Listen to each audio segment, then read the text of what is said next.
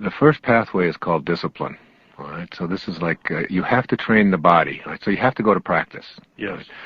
The second, now we're not talking about education here, we're talking about mastery. The second pathway is called wisdom, and that is the application of the mind to what you've trained yourself to do. So if you're going out to learn how to shoot a basket, or to hit a tennis ball, or to make a lemon meringue pie, or dance the Macarena, or anything, the first thing you do is you train your body, you get it in shape, and the second thing you do is you apply wisdom, the mind, to it. Right? Now this is what we mean by education. So that if we send our children off to school, we say to them, get some discipline and use your head. And basically you've got an education. Yes. But that's not mastery. The top two levels of mastery include, the third one's called unconditional love. I watched Pavarotti sing at one of the three tenors, Sylvia sure. concert, Yes. 42,000 of us at a football stadium in Wow. Florida. Yeah. And they had a screen on him, Michael, that was 30 feet high. That's 3 stories high, and they showed a close-up of him. Now, this is a man, how many times has he sang O Sole Mio in Italian, all right? There's nobody in the stadium understands Italian, but it doesn't matter. They show a close-up on his face on this 30-foot screen, and he is in bliss. He's just in bliss. And I said to my wife, who was sitting next to me, I said, honey, this guy has obviously gone to practice. I mean, you've got to practice to be the best in the world. And he's also, obviously, he's got great wisdom. He has studied. But that's not what makes him the greatest tenor in the world. I said, look at the love. Oh, solo me. I mean, he was just, every fiber of him was involved in this. He was he was in love with what he was doing. And he wasn't selling us the song, he was selling us the love. Yes. That's the third pathway. But the highest pathway, what we really call mastery, is what we call surrender, which is when you get to that place where you realize that this is not you who's doing any of this, that you're not this body, this is not your home, this is not you that's doing it. There's something that you're connecting to called spirit, or consciousness, or higher awareness, and you're allowing God, I guess, if you will, to flow through you and send that out into the world. That's what the highest of them are. I mean, Michael Jordan says, I don't know how I do that. I just surrender. Yes. That whole idea of being able to get your ego out of the way. I was just asked the question in South Africa, but they were interviewing me, one of the newspapers there, and the woman hit me with this question. She said, what's been the greatest accomplishment of your life?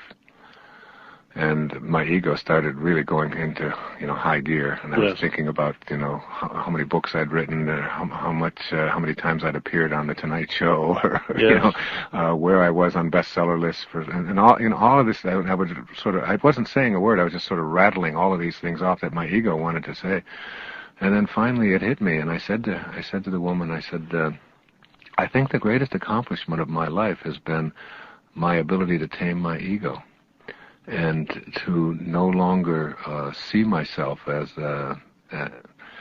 what I have and what I do and what other people think of me. I'm not my possessions. I'm not my accomplishments. I'm not my reputation. I've been able to see myself as a spiritual being, if you will, having that human experience, and that is involved with letting go. As they say in that recovery movement, you let go and you let God.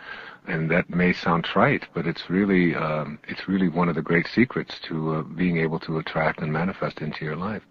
One of the people that I selected in Wisdom of the Ages selected me, was this man who we don't even know when he was born or when he lived. His name was Patanjali. I'm sure you're familiar with Patanjali, the original Yoga Sutras. Yes.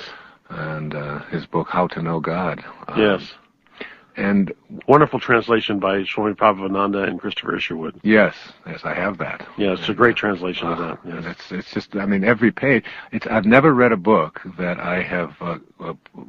When I read it, I read a page or two, and I set it down, and I can't wait to get back to it. But I don't want to read it because I'm afraid it's going to end. Okay, that's how I feel about that book. Right. Because there's so much masterful kinds of experiences and aphorisms in there that we can apply, and really, really reach these miraculous levels. Anyway, one of the passages that I used from Patanjali was about this concept called inspiration, which is really what we're talking about here, because the word inspiration, of course, comes from in spirit.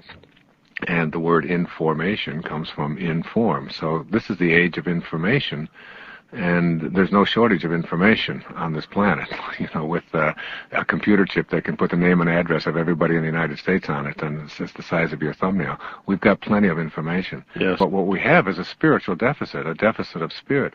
So Patanjali talked about becoming inspired as a source of, and this is what he said. He said, when you are inspired by some great purpose, some extraordinary project, all of your thoughts break their bonds. Your mind transcends limitations, your consciousness expands in every direction, and you find yourself in a new and a great and a wonderful world. And then he had this alarming thing to say. I laminated this and carried it with me. He said, dormant forces, faculties, and talents come alive, and you discover yourself to be a greater person by far than you ever dreamed yourself to be.